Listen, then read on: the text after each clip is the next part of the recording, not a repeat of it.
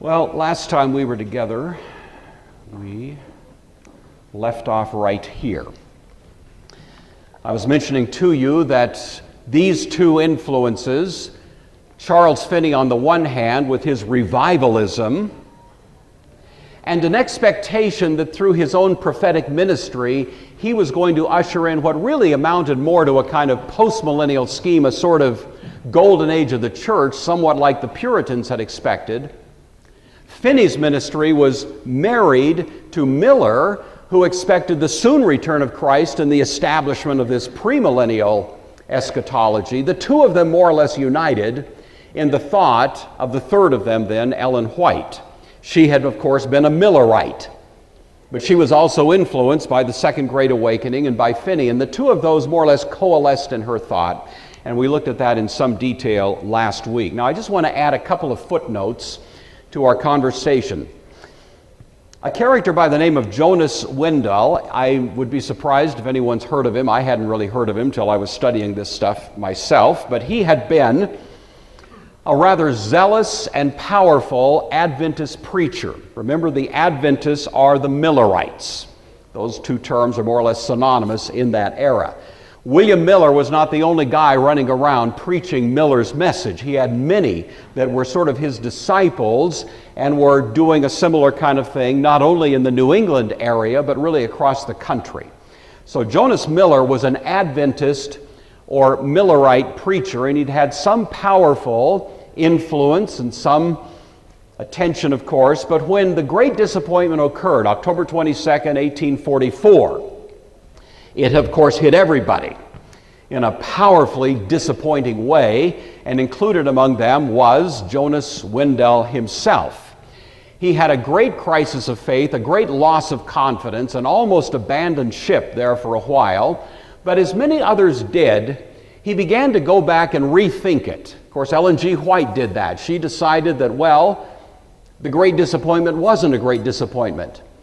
And she adopted the sanctuary theory. This was Jesus going into the inner sanctum of heaven, not coming back to earth. We just misunderstood it, you see. Jonas Wendell did something like that as well. He went back to Miller's thinking, but he decided Miller had made a couple of arithmetic mistakes, and that he had sort of calibrated his dating based on some wrong assumptions. And so Wendell gets back on the stump, he gets back into the ministry, predicting, however, that Miller was off by 30 years, and that actually the return of Christ was going to be somewhere around 1873 or 1874 rather than the 43 or 44 that had been part of Miller's view. And so that gave him about 30 years to get back to it, and so he was preaching, and again, developing a bit of a following, nothing like the original Millerite movement, but certainly he was beginning to attract some attention. He was a very persuasive and appealing public figure.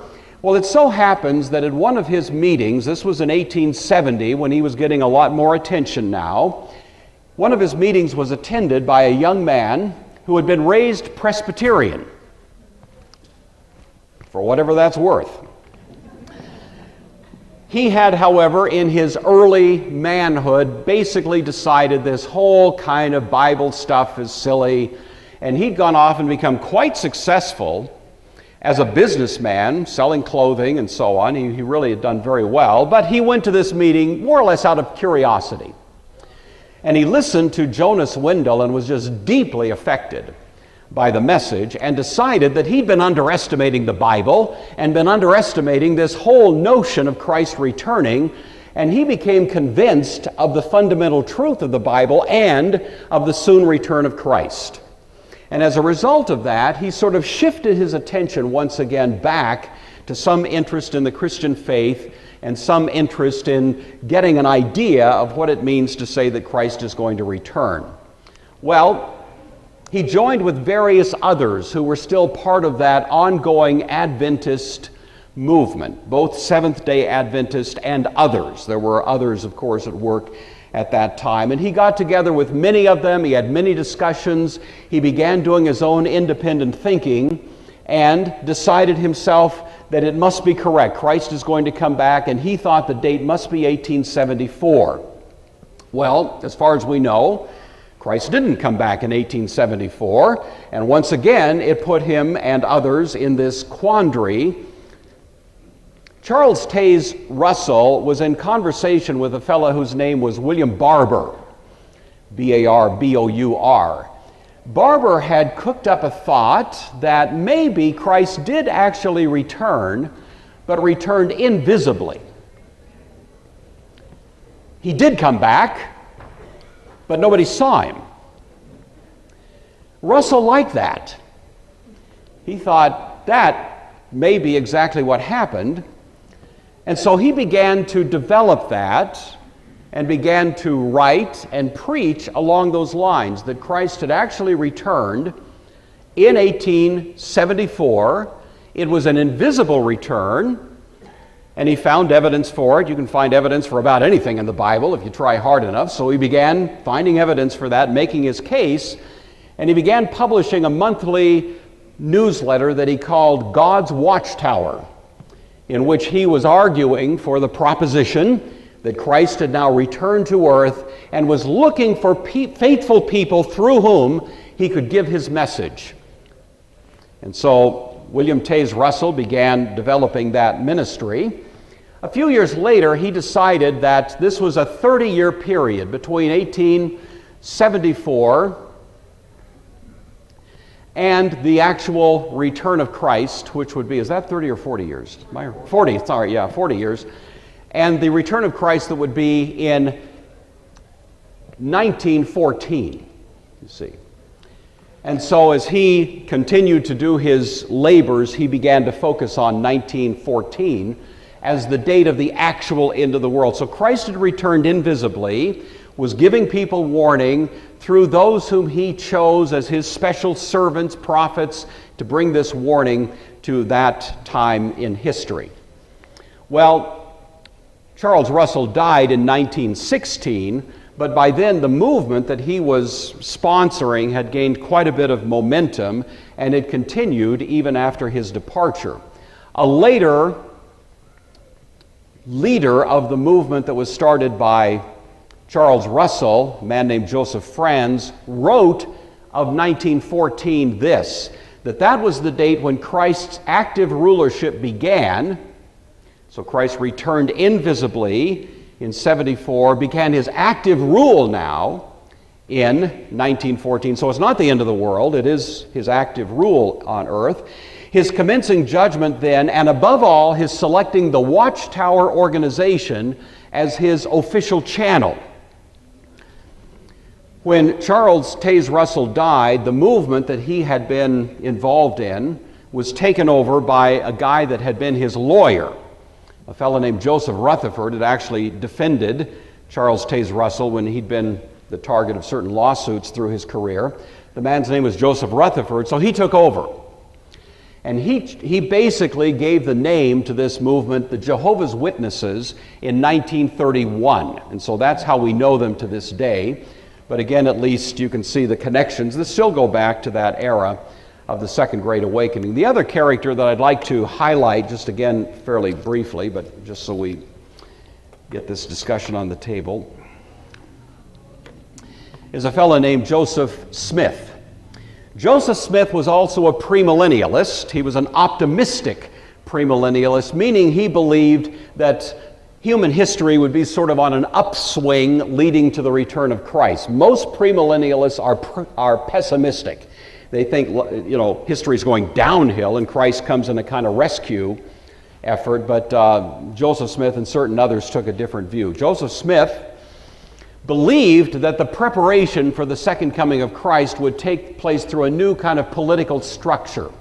A new political reality was going to be brought into being, a kind of forerunner of the political rule of Messiah when he eventually arrived. So that's, in kind of simple terms, what he was arguing for. He was born in 1805 in the New England area, right where the Second Great Awakening took place, and he was right in the middle of it as a young man. He grew up in upstate New York in the early 1800s, was deeply touched by the fiery preaching of the revivalism of the Second Great Awakening. That was the heart of the matter. That's where it was taking place in its most conspicuous expression. His later writings of himself says that he was really confused by the time he was about 12 years old, because by this time it had become, or was well on its way to becoming, what people later called the burned over district. The reason it got that nickname is because so many revivals came through that it began to spark rather bizarre and fringy forms of religious expression. Different kinds of folk religion, folk magic, and so on were all being mixed in to some sort of expression of Christian teaching. And it became rather strange, to be honest, what was going on during these years in that area. Smith himself became very interested, very taken with the idea of that kind of religious folk magic. And he himself began to dabble in it to some degree in those early years.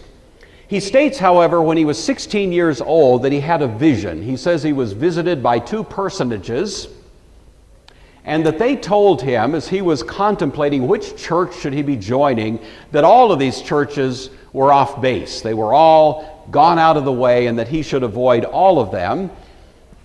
Then 3 years later, he says he received a second vision. This was in 1823, in which he was visited by an angel named Moroni. And Moroni told him that he should go out to a little district, a kind of wooded area outside of Palmyra, New York, and there he would find a set of golden tablets. And he would also find with them two seer stones, known as the Urim and the Thummim. And as he looked at the tablets through the stones, he'd be able to translate this foreign language so that he could give it to those who would be the recipients of it. He says he went out and visited the site several times, but never retrieved the tablets. He sort of confirmed they were there, but left them in the ground. He continued during those years to dabble in various kinds of sort of superstitious, even occult behavior. He was actually sued in 1826 for fraud because he held himself out as a treasure finder. He said he had a little peep stone he could put in his cap and it would find treasure, and didn't turn out to be the case. So there's actually court records about this time that reflect that. But he was nevertheless kind of becoming active in this sort of thing. In 1827, he married against the wishes of her family, a woman by the name of Emma Hale, and the two of them, the year they were married, according to Smith, went out and actually retrieved these gold tablets. Over the next couple of years, they were translated. First, Emma herself would take down dictation. By the way, she was never permitted to see them.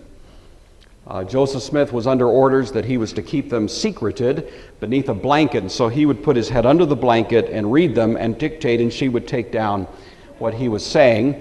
Later, the translation effort and the dictation was taken over by a fellow named Oliver Rigdon, who became one of his associates. But it took about 2 years to translate the tablets. The tablets were then witnessed by Joseph Smith, Rigdon, and one third fellow named Martin Harris, the three of them more or less working together. And once they had witnessed the translation, then the gold tablets were actually taken up into heaven. So unfortunately, they're not at the Smithsonian, where we'd like to see them, but we have to take their word for it. In 1830, the translation of the gold plates was published as what we know of as the Book of Mormon.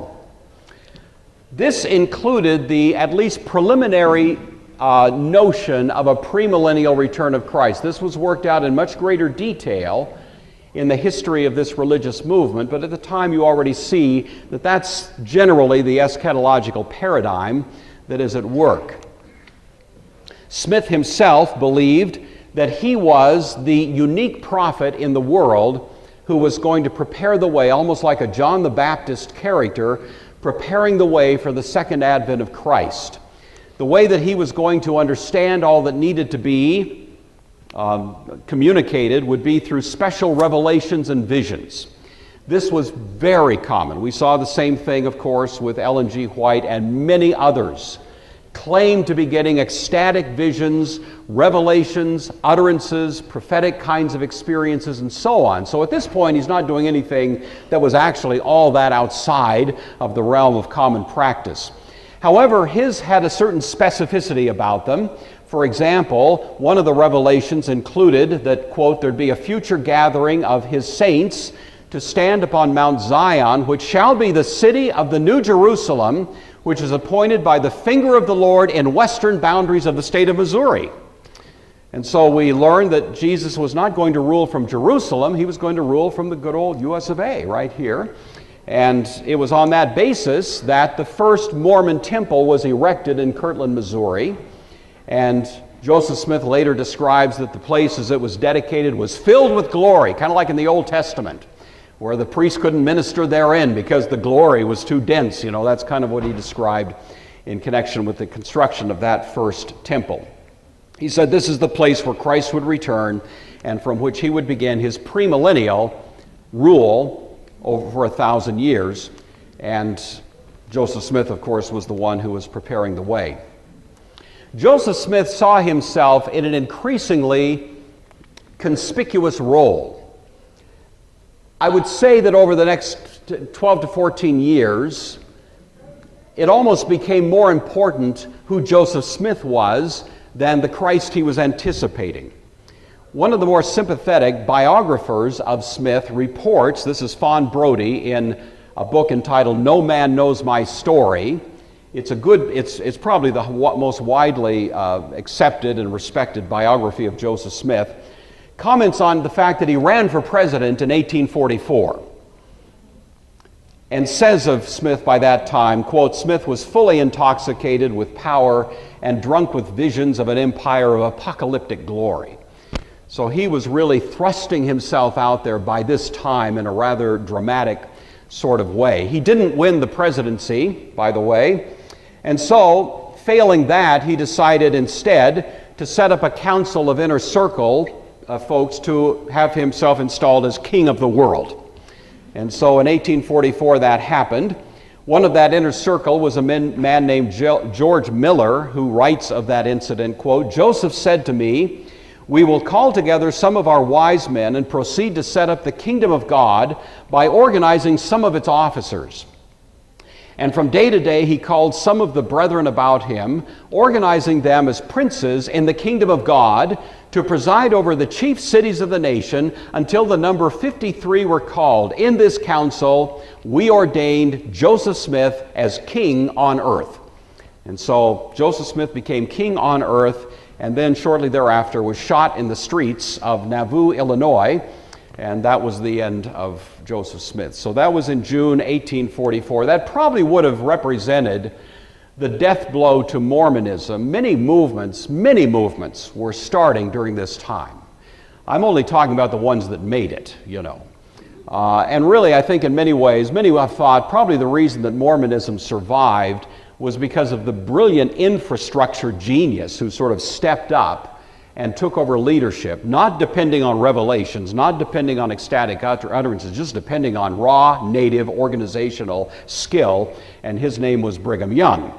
And Brigham Young, of course, took at least one major faction of that movement. The Mormonism kind of split at that point. Emma Smith went off in one direction, went in different directions, but the largest number stayed with Brigham Young. He took them out to the Great Salt Lake Basin, as you know, and that's the rest of it is history, as they say.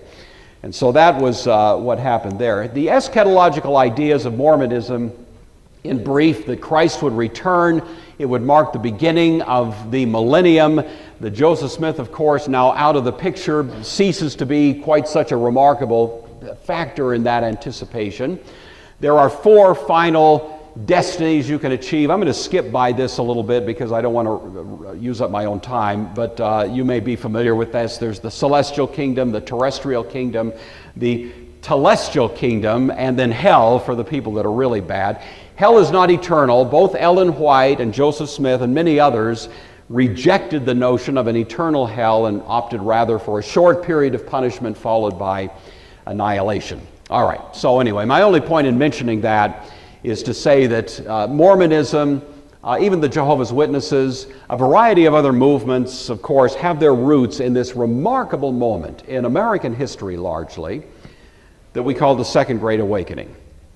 In England, there was a collateral movement that was clearly parallel over there to the Second Great Awakening. And one of the voices that came out of that movement was known as John Nelson Darby. He would be the more traditional, pessimistic premillennialist. And I say traditional in the sense that, generally speaking, premillennialism, even in the second century, had a kind of pessimistic attitude to it. He's the founder of a school of thought known as Dispensationalism. He was born in Westminster, London, in 1801, so once again, right at the beginning of the era that we're interested in here. He was educated at Trinity College. He was brilliant. He was never given a theological education. That wasn't his focus or his major at the time. He was very gifted in languages, and that seems to be the area where he did the bulk of his studies, but no formal theological education. However, he was ordained as a curate, which is a little bit lower than being a priest, but nevertheless he was ordained to a ministry in the Anglican Church, the Church of England, as a curate, and that was in 1825. So as a young man, he's 24 years old, and he's appointed to a ministry in Ireland. Over the next 7 years or so, I think you'd say this is the period in which John Darby has a kind of discovery/transformation of his whole vision of what Christian teaching is about and what its content should be.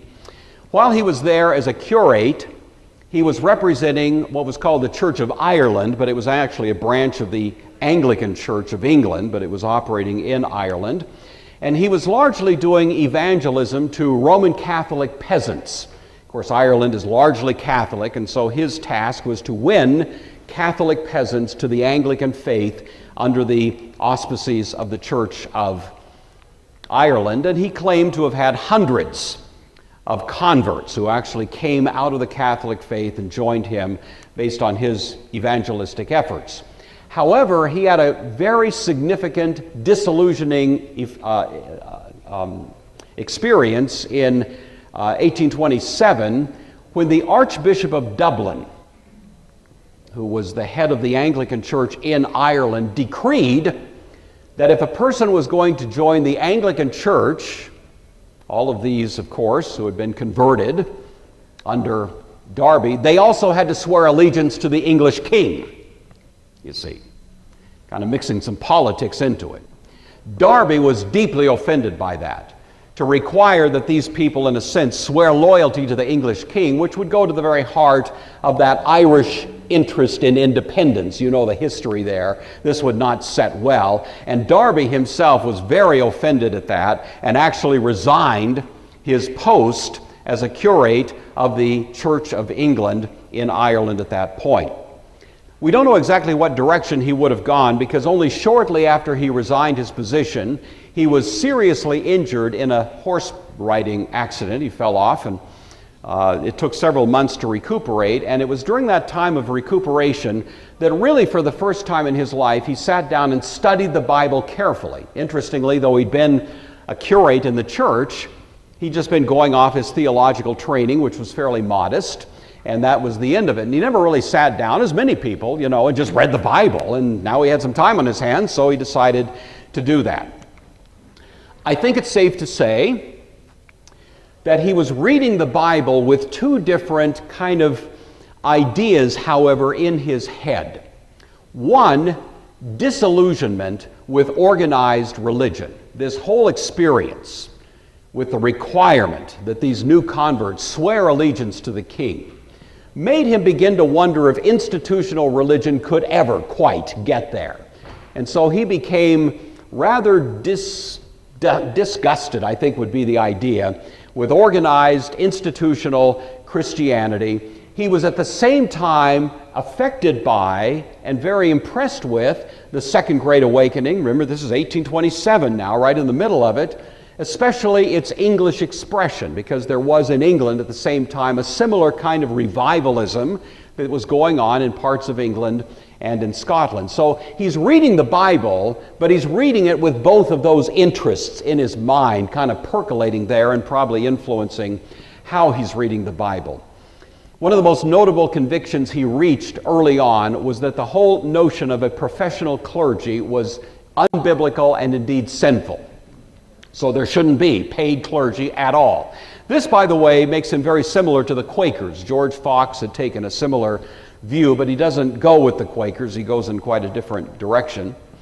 He affirmed in that connection that the Holy Spirit could speak through anybody in the church. Lay people were perfectly competent to be channels of the truth of God. God could invade their person and speak and give truth for the greater good of the community, and that we didn't need paid clergy to do that. So this became a highly egalitarian kind of approach to Christian practice. He joined 6 other men in the community where he was living who shared a kind of common vision, and the 7 of them met together over a period of time, couple of years in fact, and eventually decided that they were going to start their own independent religious movement, and it came to be called the Plymouth Brethren. And so the Plymouth Brethren that continue with us to this day, one of the original founders of it was John Nelson Darby. As time went on, he began to think as well, however, about the eschatological ideas that were floating around in connection with the Second Great Awakening, both in England and America. And in that interest, he went to a conference in 1831 that was called the Powers Court Conference. Lady Powers Court was a wealthy English noblewoman who was deeply interested in the religious expression that was taking place in the Second Great Awakening. And she used her considerable wealth to sponsor gatherings, conferences, in which people would be invited to speak, like a Bible conference, And folks would come, various people who had some reputation for having some kind of insight. She wasn't too concerned about Christian orthodoxy, so you got a lot of folks in there saying a lot of interesting things, but she just wanted to have this kind of wonderful time of preaching and hearing and so on. So anyway, Darby went. It appears this was the first time he'd gone to one of the Powers Court conferences, although that's not certain. But he certainly went to one in 1831. While he was there, he heard a guy preaching whose name was Edward Irving. Edward Irving was one of the most famous people in England and Scotland at the time. It's likely you've never heard his name, but he was at the time very well known. He was the Charles Finney of England, a powerful, revivalistic preacher, highly persuasive, very given to emotional appeals. The only difference really between Edward Irving and the English side of this and Charles Finney was that Edward Irving taught that one of the signs that would immediately precede the return of Christ would be a reinstatement of the charismatic gifts that we see in the New Testament, especially speaking in tongues and interpretation of tongues and prophetic utterances, ecstatic prophecies, this sort of thing, and they happened commonly in his meetings. So he had what we would call a kind of Pentecostal meeting going on when he would preach, and they would have that kind of expression taking place. So this is Edward Irving preaching at the Powers Court Conference. In one of the presentations that he made, Edward Irving referred to an ecstatic utterance that had been given by a young woman named Margaret MacDonald just the previous year. Margaret MacDonald was probably in her late teens, and she had gone into kind of an ecstatic trance in one of Edward Irving's meetings, and had been in that trance for about 2 hours. And it said all kinds of things, just this kind of, if you can imagine, a sort of prophetic, ecstatic sort of utterance. But one of the things that she had said was that as the end of the world was approaching, the church was going to be removed from the world before the great cataclysms of the end, the Battle of Armageddon and so on. The church would escape that through a rapture. Edward Irving liked that, and he picked up that and began to incorporate that into his own preaching. He didn't have a well-developed dispensational theology. I'm not saying that. I'm just saying this little kernel kind of stuck in his thinking, and so he was including it in his preaching. John Darby heard that, and that was really the beginning of a whole new direction for Darby in his eschatology. If you're curious, Edward Irving eventually was dismissed from the Church of Scotland, which, by the way, was Presbyterian. we like things decent and orderly, and Edward Irving wasn't quite fitting the bill. So he was dismissed, he was defrocked really from his ministry there, and he actually thereafter started a church called the Catholic Apostolic Church, which continues to this day. That was really one of the forerunner movements that led to modern Pentecostalism. Well, this notion of a secret rapture really did capture the imagination of John Darby. The notion was fundamentally this: things are going from bad to worse, and there's going to be a huge kind of dramatic meltdown of the social order at the end of history just before Christ returns. But before things get really bad, the church is going to be snatched out of the world. And the text in the New Testament, of course, that was alluded to was Paul in 1 Thessalonians when he says, we'll all be caught up in the air to meet Christ. And this was understood as not the second coming, but a precursor to the second coming, which would be the time the church would escape from the ravages of this time that was called the Great Tribulation. Then there'd be the establishment of the kingdom, but this was also uniquely Darby now. The kingdom would be established through a political state of Israel. All through church history, the assumption had virtually been taken for granted, that the great prophecies about blessings for Israel in the Old Testament were really to devolve upon the church, which was the true Israel from the New Testament point of view, apparently. Paul says the seed of Abraham are those who have faith in Christ. That seemed to be the New Testament teaching. It was pretty much taken universally to be the case until Darby. And Darby said, no, the church is going to be removed, and the state of Israel, that is the ethnic people of Israel, are going to be the ones through whom these blessings will be realized. Now, this is rather remarkable because, of course, at the time there was no state of Israel. So that's part of what's given a lot of juice to a dispensational theory in the 20th century. But I'll leave discussion of that for a little later. The Old Testament millennial prophecies, therefore, are referring to Israel, to ethnic Jewish people, not to Christian people. Darby, from that point on, for the next 30 years or so, had a remarkable worldwide ministry. He preached in Europe in the 1830s and 1840s. He became very well known. He continued to develop, as he preached, more and more intricate detail to this eschatological scheme that he was working out. His stated purpose for going here and there and preaching was to establish Plymouth Brethren fellowships in Britain and across the continent. He preached in France, but most importantly, from our point of view, he came and preached in America. He was here for at least 5 different tours, preached throughout the country, especially, of course, in the East. He had a considerable following in America. Many people went, and of course at this point this was like new ideas that they'd never heard, and he got quite a bit of interest. Some skeptics, some people almost became immediate followers. One person in particular was very important at this moment, and his name was James H. Brooks. And he just happened to be a Presbyterian pastor of the Walnut Street Presbyterian Church in St. Louis, Missouri. And he decided that the sun rose and set on John Darby. This guy had the answers, and he invited him to speak at his church on multiple occasions and probably became his closest friend on the American side. Darby himself wrote extensively. He was a very good writer and a polished writer and an influential kind of spokesman. He wrote tracts, pamphlets, books. He even wrote some translations of the Bible into various languages. He was gifted in languages and so on. His most important contribution, however, was a commentary on the whole Bible, not really verse by verse, but sort of broad sections and thematic treatments of the Bible from the perspective of his particular eschatological understanding. And so he wrote this rather lengthy tome, which worked out his eschatology really from start to finish. Darby influenced many people in America, but maybe the most important one was James Brooks himself. Brooks was a Presbyterian pastor. He loved the Lord. He was a good guy. I don't want to sound too critical of him. One of the things he did was he always had a small group of men who he would disciple. and he would disciple them in their early faith in Christ, and he just loved to do that. That was just something he was good at, and you know that many pastors have that kind of interest.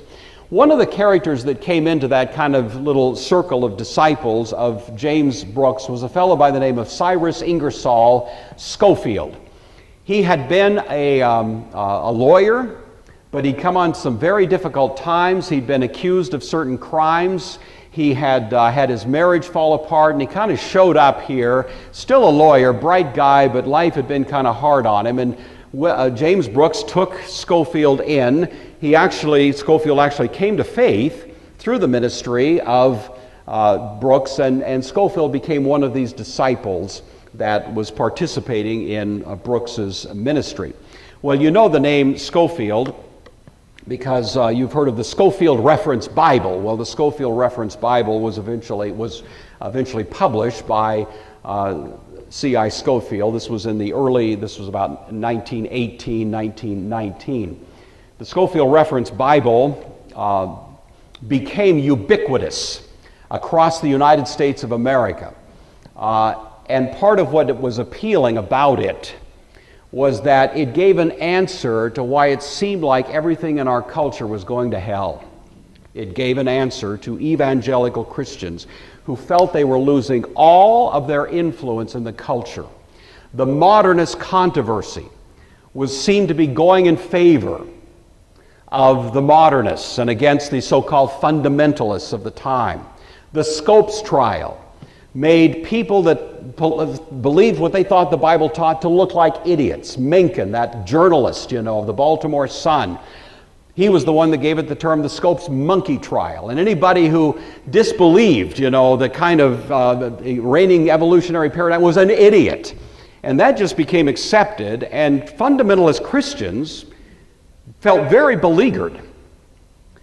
And they thought, that used to be that being a Christian was a respectable thing. And now we're feeling like we're just being shut out. And then they picked up the Schofield Reference Bible and found out, that's what happens in the end times. Things go downhill. We lose ground. We are in a battle for our lives, and we're ultimately going to lose, except that Christ is going to come back and rescue us. And so that dispensational eschatology developed a whole lot of energy and appeal at the very time when a lot of rather conservative evangelical Christians really needed it, Well, I want to talk a little bit more next week about just how that happened. I just want to give you a little teaser as to what I want to discuss with you in greater detail next week. My Sunday school lesson for the morning, just to wrap things up. Do you see the tension here? You see, on the one hand, I'm thinking about the Christian movement in the beginning of the 1800s seemed to be becoming quite institutional, quite respectable, but rather mundane, having lost its energy, and in a sense almost as a reaction against it. You have a highly emotional Christianity reacting to it. And there you've got a tension that in some ways we've seen throughout church history between what you'd call a highly emotional, heart-driven Christianity and a more institutional, externalized, ritualized, respectable Christianity. And it doesn't always work out that they get along very well. Darby himself is a good case in point of a guy who sort of jumps from one to the other. As I was reflecting on this, it reminded me of a sermon I heard in, I think it was 1993 or thereabouts. I don't remember sermons all that well, don't be too impressed. But this happened to be the candidating sermon that was preached by a young man named David Peterson, who wound up being our pastor way back then.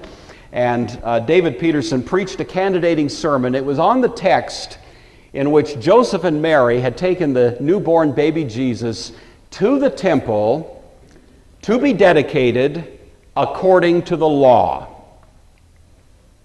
They were doing what the law required.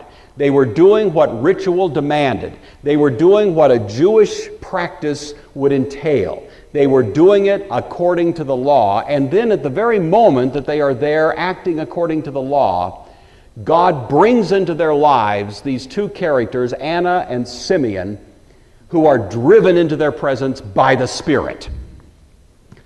And David Peterson's thesis for the sermon was, we should always do what the institutions of our religion require. They are there for a good reason. They are protective for us, but we should always be prepared for the Spirit to break in that moment of obedience and say to us something fresh and maybe unexpected.